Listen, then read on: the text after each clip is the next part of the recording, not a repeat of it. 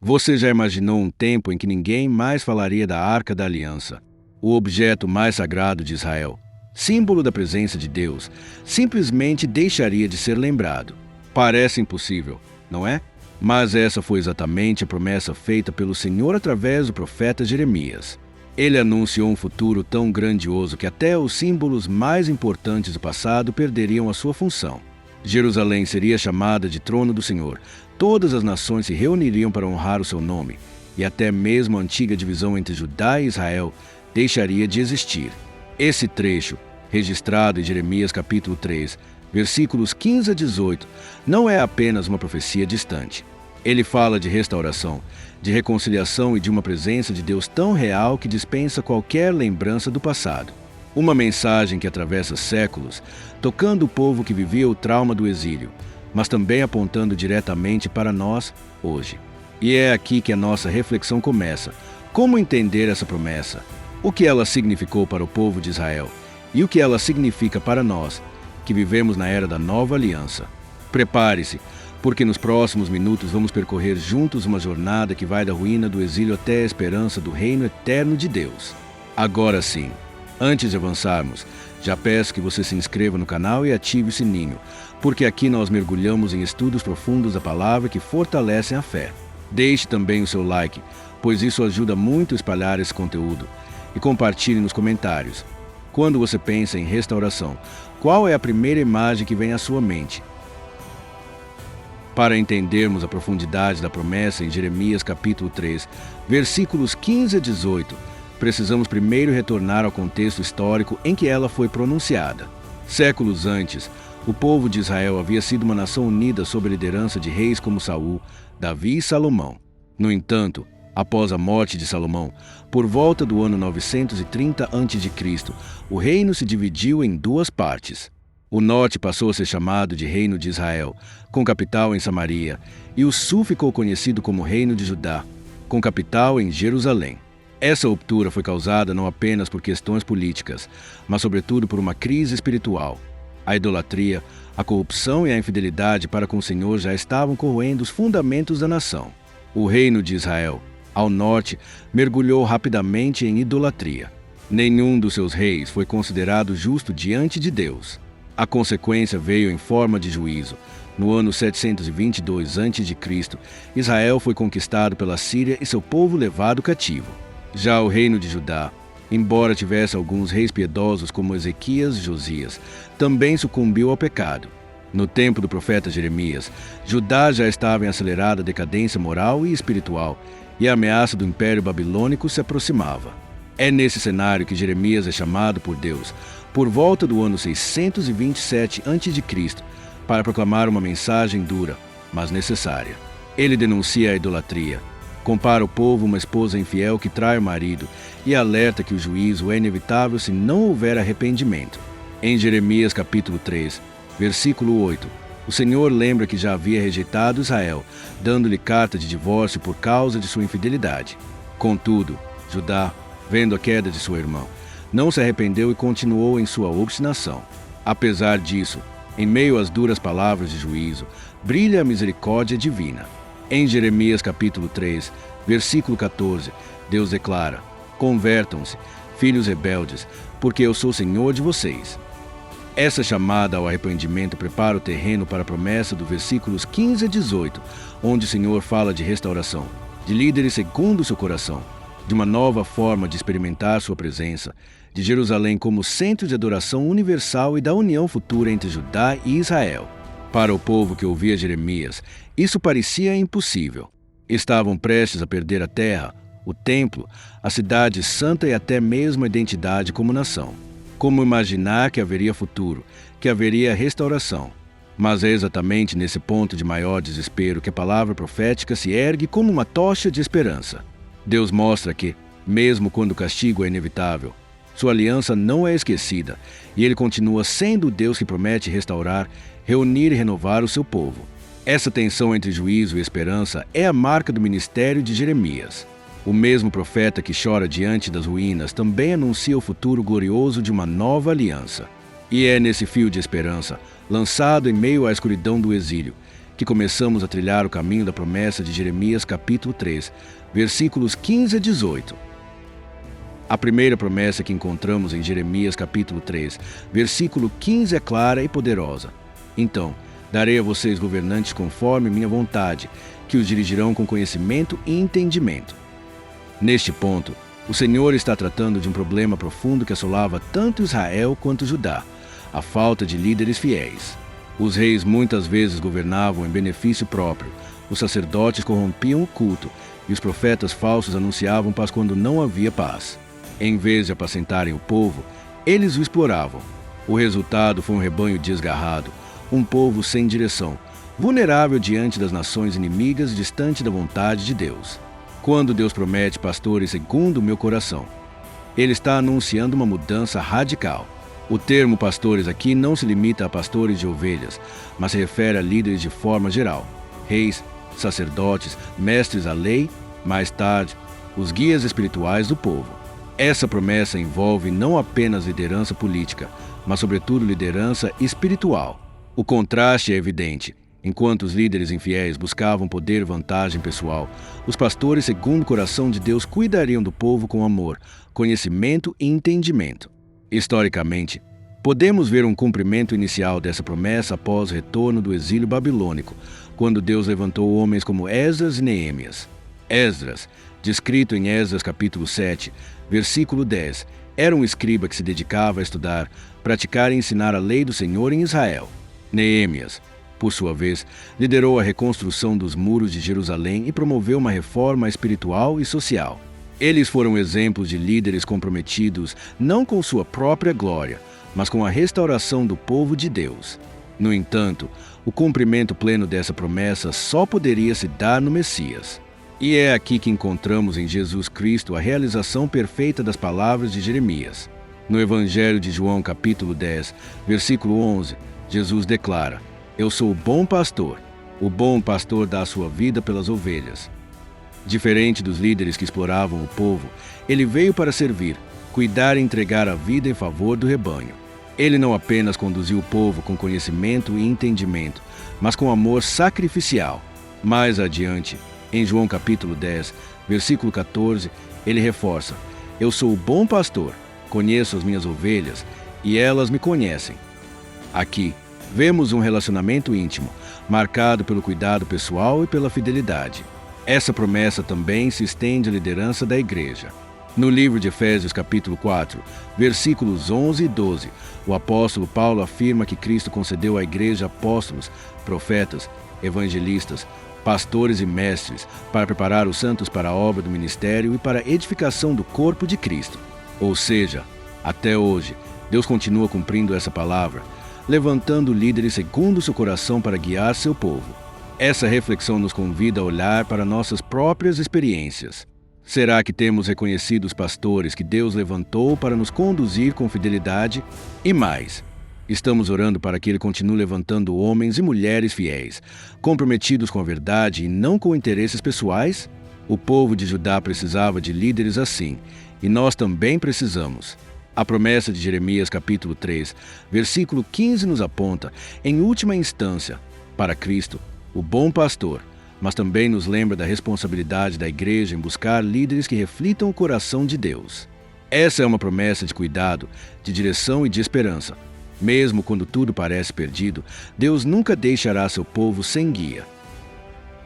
A segunda promessa encontrada em Jeremias capítulo 3, versículo 16 diz: Quando vocês aumentarem e se multiplicarem na sua terra naqueles dias, declara o Senhor, não dirão mais, a arca da aliança do Senhor. Não pensarão mais nisso, nem se lembrarão dela. Não sentirão a sua falta, nem se fará outra arca. Para entendermos o peso dessa afirmação, precisamos recordar o significado da arca da aliança para Israel. Desde os dias de Moisés, a arca era o símbolo máximo da presença de Deus entre o povo. Dentro dela estavam as tábuas da lei, a vara de Arão que florescera e um vaso com maná, como está escrito em Hebreus capítulo 9, versículo 4. Colocada no Santo dos Santos, no tabernáculo e depois no Templo de Jerusalém, a arca representava o trono de Deus na terra, onde sua glória se manifestava. Dizer que chegaria um tempo em que ninguém mais falaria da arca era algo revolucionário. Para os ouvintes de Jeremias, essa declaração poderia soar quase como uma heresia, pois a arca era considerada insubstituível. No entanto, o Senhor estava mostrando que um dia sua presença seria experimentada de forma tão real e tão profunda que não haveria mais necessidade de um objeto sagrado para representá-la. De fato, essa palavra se cumpriu de forma literal quando, em 586 a.C., a Babilônia destruiu Jerusalém e o templo. A arca desapareceu e nunca mais foi refeita, exatamente como Jeremias havia profetizado. Nem se fará outra arca. Mas além desse aspecto histórico, existe um cumprimento espiritual ainda mais grandioso. A profecia aponta para a chegada de uma nova era em que Deus habitaria diretamente no meio do seu povo. Essa promessa começa a se revelar no nascimento de Jesus. O Evangelho de Mateus capítulo 1, versículo 23 afirma: a virgem ficará grávida e dará à luz um filho, e o chamarão Emanuel, que significa Deus conosco. Em Cristo, a presença divina não estava mais restrita ao Santo dos Santos, mas caminhava entre os homens. Ele é a realidade para a qual a arca apontava. Depois da ascensão de Jesus, essa promessa se aprofundou ainda mais com a vinda do Espírito Santo. No dia de Pentecostes, narrado em Atos dos Apóstolos capítulo 2, versículos 1 a 4, o Espírito desceu sobre os discípulos e passou a habitar neles. A partir daquele momento, cada crente se tornou o templo do Espírito Santo, como ensina o apóstolo Paulo em 1 aos Coríntios capítulo 6, versículo 19. Acaso não sabem que o corpo de vocês é santuário do Espírito Santo que habita em vocês, que lhes foi dado por Deus, e que vocês não são de si mesmos? Ou seja, a presença de Deus deixou de ser algo distante, representado por um objeto, e passou a ser uma realidade íntima e pessoal. Quando Jeremias anunciou que a arca deixaria de ser lembrada, ele estava antecipando o tempo da nova aliança. Não seria mais um móvel dourado que garantiria a presença divina, mas o próprio Deus vivendo no coração dos que crerem. Isso nos ensina que a verdadeira fé não depende de símbolos externos, mas de um relacionamento direto com o Senhor. Ainda hoje, muitos colocam sua confiança em objetos, rituais ou tradições, mas a mensagem de Jeremias continua ecoando. A presença de Deus é maior do que qualquer símbolo. Assim, a promessa de Jeremias capítulo 3, versículo 16 nos convida a refletir. Temos buscado a Deus em espírito e em verdade, como ensina Jesus em João capítulo 4, versículo 24, ou ainda dependemos de coisas externas para sentir que Ele está presente? O Senhor deseja que confiemos no fato de que Ele habita em nós e que sua presença é constante, mesmo sem sinais visíveis. Essa é a essência da promessa. Um povo que vive não pela lembrança de um objeto sagrado, mas pela certeza viva da presença de Deus em seu coração. A terceira promessa aparece em Jeremias capítulo 3, versículo 17. Naquela época, chamarão Jerusalém de o trono do Senhor, e todas as nações se reunirão para honrar o nome do Senhor em Jerusalém. Não mais viverão segundo a obstinação do seu coração para fazer o mal. Essa declaração amplia ainda mais o horizonte profético. Se antes o Senhor havia falado sobre líderes fiéis e sobre a superação da centralidade da arca, agora ele anuncia que Jerusalém se tornaria o centro de adoração não apenas para Israel, mas para todas as nações. Jerusalém já ocupava um lugar especial no plano divino desde os dias do rei Davi, que a estabeleceu como capital de Israel. Foi em Jerusalém que Salomão construiu o templo, onde o povo se reunia para adorar. No entanto, Jeremias profetiza algo muito maior do que a simples restauração da cidade física. Ele descreve Jerusalém como o trono do Senhor, ou seja, o lugar do governo divino. Mais ainda, anuncia que todas as nações se reuniriam ali para honrar o nome do Senhor. Historicamente, isso não aconteceu de maneira plena após o exílio. Jerusalém foi reconstruída, mas permaneceu como uma cidade pequena e cercada de dificuldades, sem atrair todas as nações. Logo, essa promessa aponta para algo mais profundo e mais amplo. O cumprimento inicial se dá na obra de Jesus Cristo. Foi em Jerusalém que ele ensinou, foi crucificado e ressuscitou. E foi em Jerusalém que nasceu a igreja no dia de Pentecostes, conforme está escrito em Atos dos Apóstolos capítulo 2, versículos 5 e 6. Havia em Jerusalém judeus, tementes a Deus, vindos de todas as nações do mundo. Ouvindo-se aquele som, ajuntou-se uma multidão que ficou perplexa, porque cada um os ouvia falar em sua própria língua. Ali vemos as nações reunidas, ouvindo sobre as maravilhas de Deus. Dali o evangelho se espalhou para os confins da terra. Mas essa profecia também aponta para um cumprimento futuro, de caráter escatológico. O livro do Apocalipse, capítulo 21, versículos 2 e 3, descreve a visão da Nova Jerusalém. Vi a cidade santa, a Nova Jerusalém, que descia do céu, da parte de Deus, preparada como uma noiva adornada para o seu marido. Ouvi uma forte voz que vinha do trono e dizia: Agora o tabernáculo de Deus está com os homens, com os quais ele viverá. Eles serão os seus povos. O próprio Deus estará com eles, será o seu Deus. Aqui, Jerusalém não é apenas uma cidade terrena, mas o símbolo do governo eterno de Deus, onde ele habitará com seu povo para sempre. A profecia de Jeremias, portanto, tem 3 camadas. Primeiro, a esperança imediata de restauração após o exílio. Depois, o cumprimento messiânico em Jesus Cristo e no nascimento da Igreja. E, finalmente, o cumprimento escatológico no reino eterno de Deus. Cada uma dessas etapas nos mostra que o plano do Senhor não se limita a Israel ou Judá, mas abrange todas as nações. É uma visão de um futuro em que não haverá mais rebeldia, pois não viverão segundo a obstinação do seu coração para fazer o mal, como afirma o próprio texto. Essa promessa também traz uma aplicação pessoal. Quando reconhecemos Cristo como Senhor, Jerusalém deixa de ser apenas um ponto geográfico e passa a simbolizar o lugar onde Deus governa em nosso coração. Assim como todas as nações se reunirão para honrar o nome do Senhor, cada um de nós é chamado a se render ao seu governo. Pergunte-se, quem está sentado no trono do seu coração? O orgulho, o pecado ou o próprio Deus? Essa reflexão é central para compreendermos a profundidade do que Jeremias anunciou. A 4ª promessa aparece em Jeremias capítulo 3, versículo 18. Naqueles dias, o povo de Judá caminhará com o povo de Israel, e juntos voltarão do norte para a terra que dei como herança aos seus antepassados.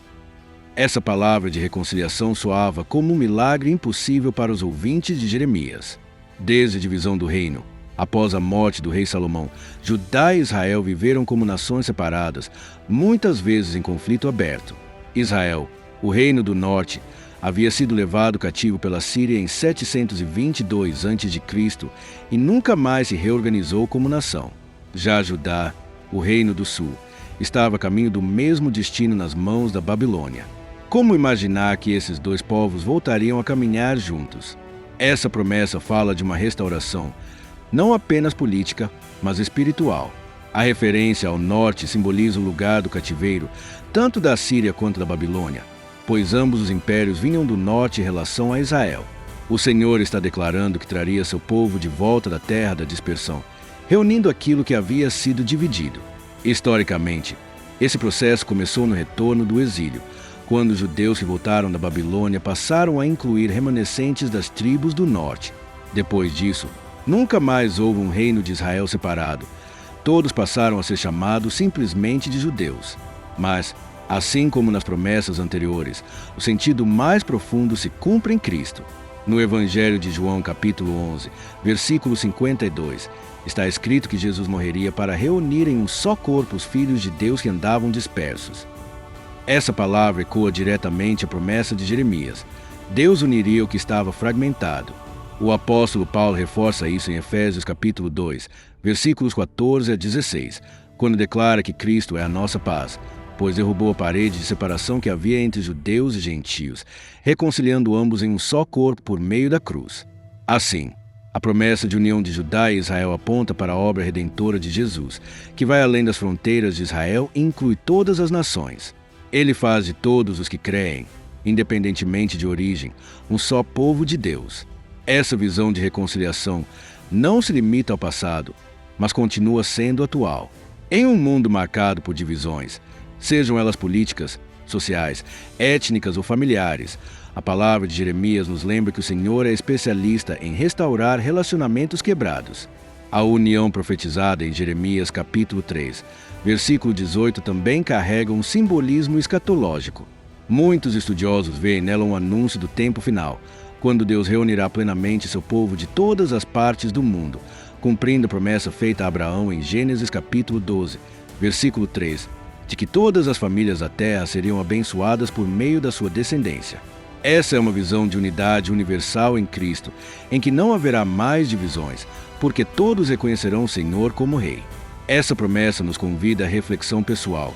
Quais divisões existem hoje em nossa vida que precisam ser reconciliadas? Pode ser uma amizade rompida, um relacionamento familiar desgastado ou até mesmo divisões dentro da própria igreja. Se Deus prometeu restaurar uma nação inteira e reunir irmãos separados por séculos, Ele também pode trazer reconciliação às nossas vidas. Essa é a força da palavra profética. Lembrar que não existe separação tão profunda que o Senhor não possa curar. Ao reunirmos todas as promessas de Jeremias capítulo 3, versículos 15 a 18, percebemos um fio condutor que atravessa a história. A promessa de líderes fiéis, a superação da centralidade da arca, a exaltação de Jerusalém como trono do Senhor e a reconciliação de Judá e Israel. Cada um desses elementos aponta para algo maior do que a realidade imediata do povo exilado. Eles são sinais de um plano divino que começa no retorno da Babilônia, mas alcança sua plenitude em Jesus Cristo e se projeta para o futuro do reino eterno de Deus. No período pós-exílico, parte dessa promessa já se cumpriu. Homens como Esdras e Neemias lideraram o povo com fidelidade, cumprindo em parte a palavra de Jeremias capítulo 3, versículo 15. A Arca da Aliança nunca mais foi refeita após a destruição do templo, confirmando a profecia de Jeremias capítulo 3, versículo 16. Jerusalém voltou a ser o centro da adoração judaica, sinalizando o cumprimento de Jeremias capítulo 3, versículo 17. E a identidade nacional foi unificada, sem distinção entre Israel e Judá, conforme anunciado em Jeremias capítulo 3, versículo 18. No entanto, a promessa ganha uma dimensão ainda mais profunda em Cristo. Ele é o bom pastor, como declarou em João capítulo 10, versículo 11. Eu sou o bom pastor. O bom pastor dá a sua vida pelas ovelhas. Ele é também a presença de Deus encarnada, o Emanuel anunciado em Mateus capítulo 1, versículo 23. Em sua morte e ressurreição, ele inaugurou a nova aliança, tornando possível que o Espírito Santo habitasse em cada crente, como ensinado em 1 Coríntios capítulo 6, versículo 19. Foi em Jerusalém que Cristo consumou sua obra e de lá enviou a mensagem do Evangelho a todas as nações, cumprindo de maneira inicial a visão de Jeremias capítulo 3, versículo 17. Além disso, em Cristo, a promessa de reconciliação se ampliou. Ele não uniu apenas Judá e Israel, mas judeus e gentios em um só corpo, conforme ensina o apóstolo Paulo em Efésios capítulo 2, versículos 14 a 16. Essa união mostra que o alcance da promessa vai além da história de Israel. Ela é um anúncio do reino universal de Deus, no qual todos os povos são chamados a participar. Ainda assim, aguardamos o cumprimento final e definitivo. O livro do Apocalipse capítulo 21, versículos 2 e 3 descreve a nova Jerusalém descendo do céu, onde Deus habitará com seu povo. Ali não haverá mais lágrimas, dor ou separação. Ali, Jerusalém será plenamente o trono do Senhor, e todas as nações viverão sob seu governo de justiça e paz. Já experimentamos, em Cristo, os primeiros frutos da promessa de Jeremias, mas aguardamos a colheita plena. Essa esperança nos fortalece diante das lutas da vida e nos lembra que a história não termina no exílio, na dor ou na divisão. Termina na restauração completa, na comunhão perfeita com Deus e na reconciliação de todas as coisas em Cristo. Diante disso, a pergunta que fica é: como essa promessa ecoa em nossa vida hoje? Para alguns, ela é consolo em meio ao sofrimento. Para outros, é um chamado à fidelidade, lembrando que o bom pastor continua guiando seu povo. E para todos, é um convite à esperança, pois sabemos que o mesmo Deus que cumpriu suas promessas no passado continuará fiel até o fim. Assim, concluímos nossa jornada por Jeremias capítulo 3, versículos 15 a 18 com a certeza de que a restauração prometida é real, já começou em Cristo e será consumada no futuro glorioso do reino eterno.